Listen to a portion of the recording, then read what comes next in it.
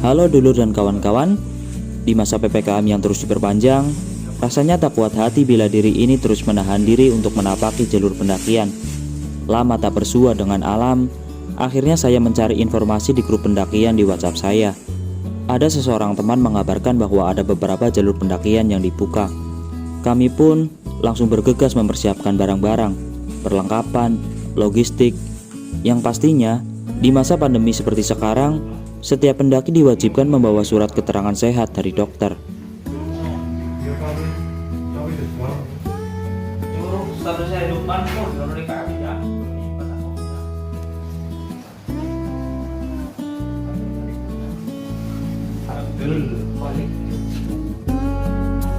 Setelah semua dirasa beres, kami langsung bergegas melesat menuju basecamp Alang-Alang Sewu pada malam hari.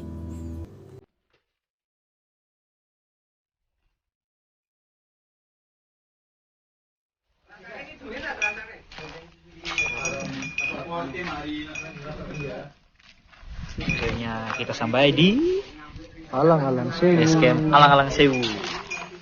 Ini Bagian. sebetulnya kalau basecamp Kledung buka, sebenarnya ingin mendaki via Kledung, cuma kebetulan via Kledung masih tutup. Kita milih basecamp Alang-Alang Sewu. Semoga selamat. Ini ada Hero nih, biasa yang ikut pendakian sama saya. Ini mau triple S, gimana? Triple S. Pendapatnya? Triple S, Sindoro, Sumbing. Selamat. Bismillah. Semangat Sindoro ya. Semangat. Kita sampai di basecamp Alang-Alang Sewu, Gunung Sindoro. Kebetulan basecamp Alang-Alang Sewu ini satu-satunya yang buka ya. Kalau Sindoro satu-satunya yang buka. Ini ketemu kenalan dari Bekasi. Namanya Mas siapa? Aliga, Mas. Aliga. Terus yang satu? Idril. Nalin, teman dari Bekasi. Oke, sampai jumpa. Ntar kita istirahat dulu.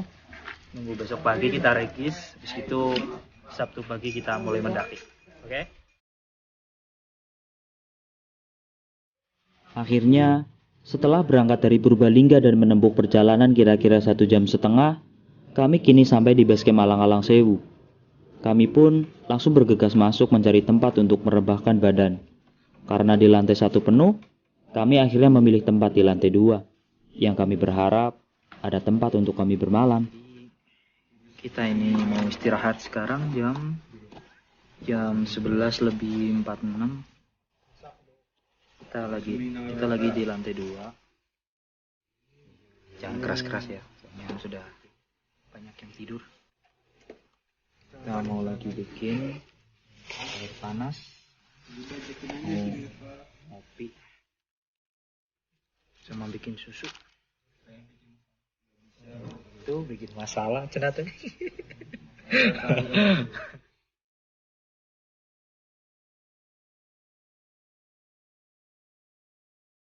Setelah membuat air hangat, saya memilih keluar dan mencari segarnya angin malam Wonosobo.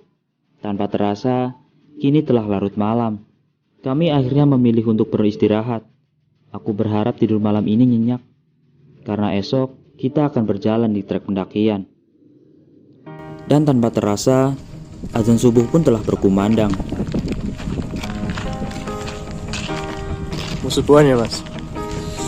Iya dong, positif bagus. Depan basecamp Alang-Alang Sewu bagus. Itu mobilnya siapa, Mas? Depan, Mas? Orang. Oh, mobil orang. Kirain mobil sendiri.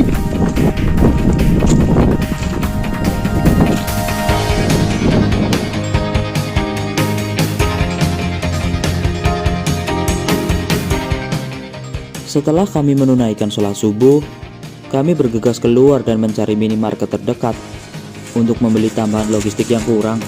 Nyari logistik ya, Mas? Masih kurang? Masih. Sok.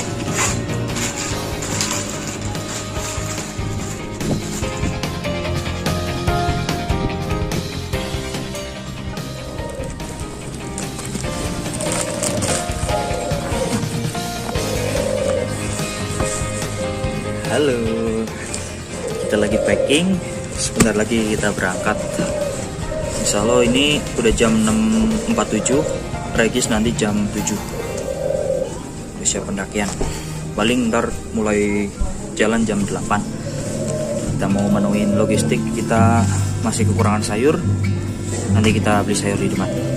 Oke, ikuti perjalanan saya. Semangat. Pada jam 7 pagi, loket registrasi pun telah dibuka. Kami langsung melakukan registrasi. Saya tak mau terlambat untuk melangkahkan kaki di jalur pendakian.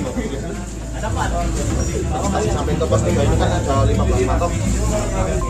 Masih sampai ke pos 1 15 menit. Pos 1 ke pos 2 lebih dari jam 7 pagi kira-kira.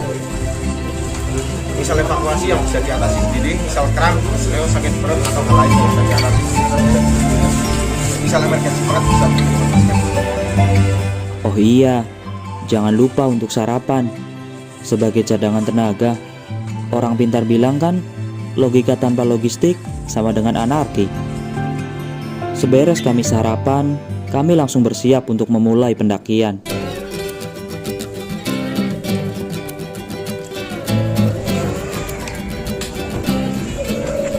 Mulai pendakian mas. Ya, kini mau mulai pendakian, ini jam 8:22. Siangan nih, mau sarapan juga, regis tadi ngantri. Bismillahirrahmanirrahim. Sebelum kita mulai pendakian, marilah kita berdoa terlebih dulu agar diberi keselamatan, kelancaran, dan selamat sampai Camp Area, sampai puncak, sampai perjalanan pulang kembali. Yang diharapkan semoga cuaca cerah, Amin. tidak ada halangan. Amin. Semoga semua selamat. Amin. Berdoa keselamatan.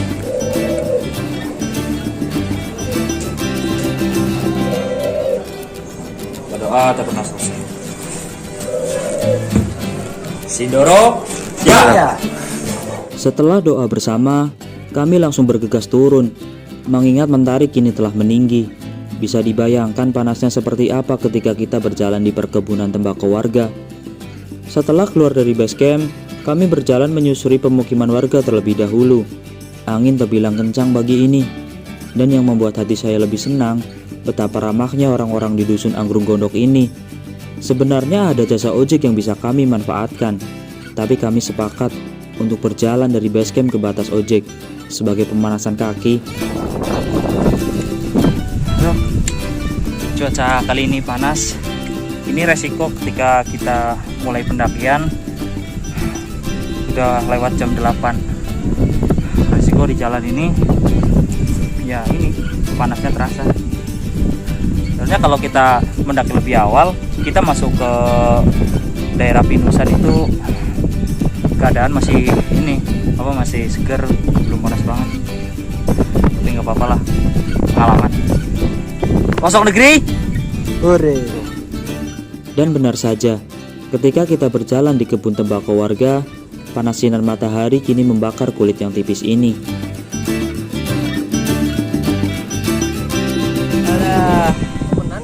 Manusia-manusia lemah, itu kamu.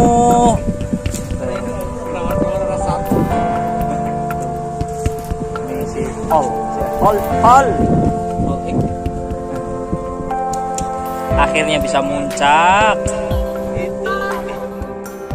Kan bisa dilihat, tak ada payung yang menghalangi kepala kami dari panasnya mentari.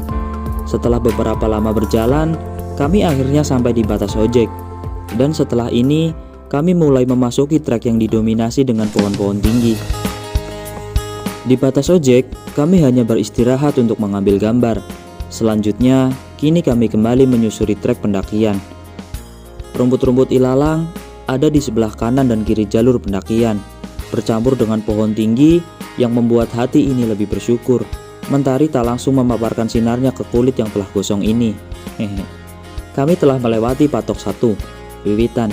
Beberapa menit kemudian, kami sampai di patok 2. Patok 2. Alam itu luas, alam itu bebas, tapi jangan buat alam itu menjadi puas. Karena kita sendiri yang membuat situasi alam itu seperti apa, perilaku kita. Makanya kalau ketika naik gunung, menjaga sikap itu hal yang utama.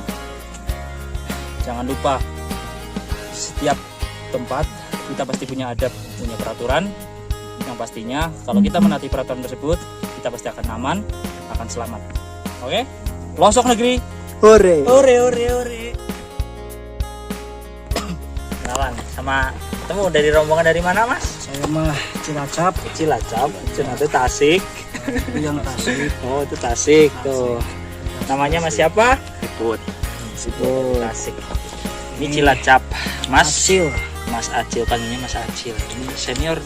Oh, Udah pasti biasa udah ya? keliling dunia. ya, Mas. Saya masih Amin. Astagfirullah. Saya baru ke training. Aduh. Ini baru training saya mah euy. Si latihan. Jangan merendah, Mang. Latihan ke-20. Ini ge udah ngap-ngapan. Udah berumur pasti. Anaknya berapa? Saya baru 20 tahun. Kita baru pertama kali ke sini.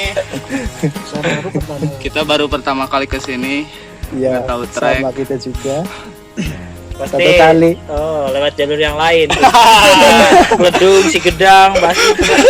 Pertama kali lewat jalur sini, Iya, tapi pertama kali lewat jalur puncaknya udah bersering-sering.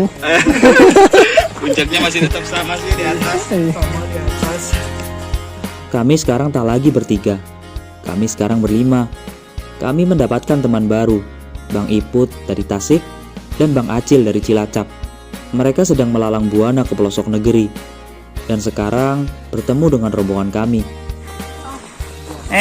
Taunya pos 1. Nyampe lembah kesunyian 1755 mdpl. Tanpa terasa, setelah melewati 3 patok, kami sampai di pos 1, Lembah Kesunyian, dengan ketinggian 1755 meter di atas permukaan laut. Kenapa namanya Lembah Kesunyian? Ada yang tahu? Komen di kolom komentar ya. Paling males itu kalau naik jalanan berundak seperti ini nih. Serasa tenaga itu lebih terkuras. Mending kita berjalan di tanah biasa. Kalau berundak seperti ini, lutut terasa banget. Tapi nggak apa-apa lah. Namanya juga rintangan. Harus kita lewati dong. Iya nggak? Kadang cinta juga perlu perjuangan.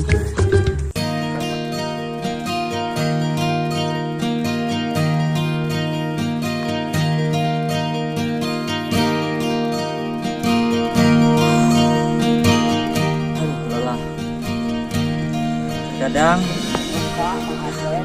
jadi orang itu serba salah. Kita istirahat dibilang lemah, nanti kita jalan terus dibilang sok kuat. Aduh, tapi aduh, Asli ya. Aslinya. Jawa Tengah bukan Jawa Tengah bukan. lanjut.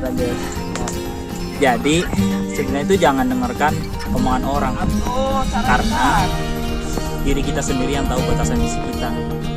Kapan kita harus berhenti, kapan kita harus melanjutkan perjalanan. Jadi alangkah baiknya kita mendengarkan suara hati sendiri dan kita mendengarkan sebagaimana visi kita sendiri. Jadi jangan memaksakan, karena memaksakan itu tidak pernah dianjurkan. Oke? Pelosok negeri. Pelosok negeri, Hore. subscribe. Jangan lupa baca Menantu Idaman Sang Petualang. Asik. Idaman nggak? Idaman.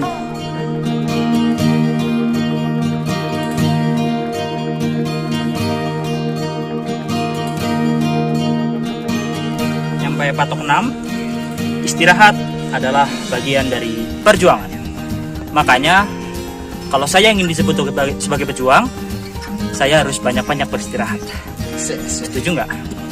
Biar kelihatan sih.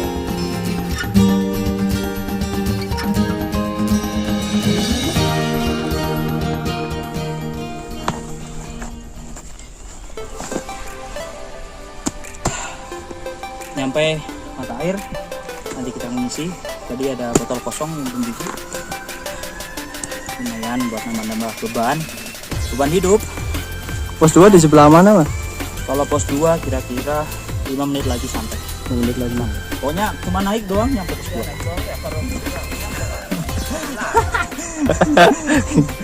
Si Amang berdahar. Lapar ya bang?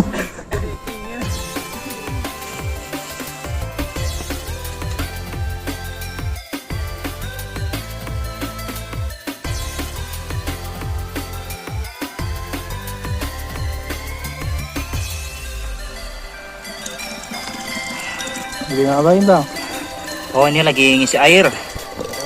Nih katanya tuh mata air 2 bidadari di Batok 7. Kelemahan saya ketika mendaki itu ketika dilibatkan dengan jalan-jalan berundak, makan cewek, masak.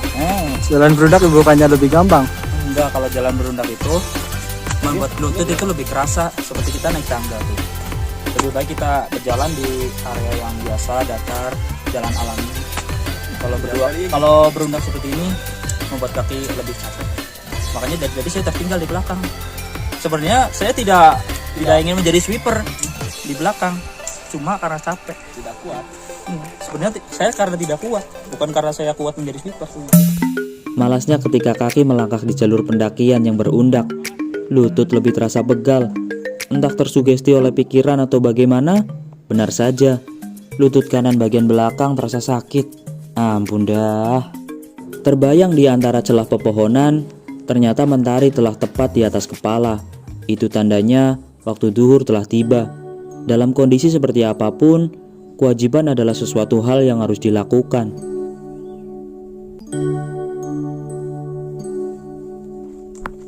Selanjutnya, kita berjalan dan terus berjalan menapaki jalur pendakian.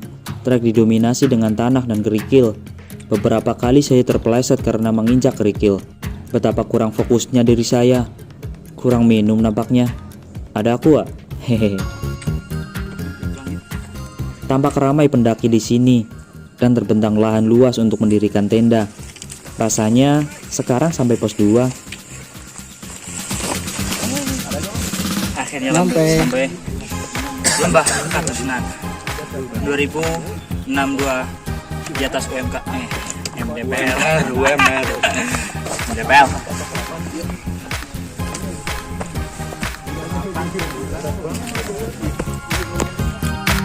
Setelah melewati pos 2, kami dihadapkan dengan yang namanya tanjakan Pasidi.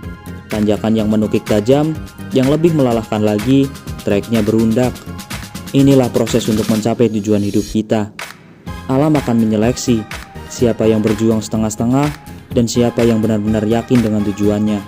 Yang kalah akan menyerah, yang menang akan meraih impian. Ketika kita mendapatkan apa yang kita cita-citakan, maka hanya ada rasa syukur, senyum lebar, dan tangis haru atas semua segala perjuangan. Dadah Mang Iput, hehehe.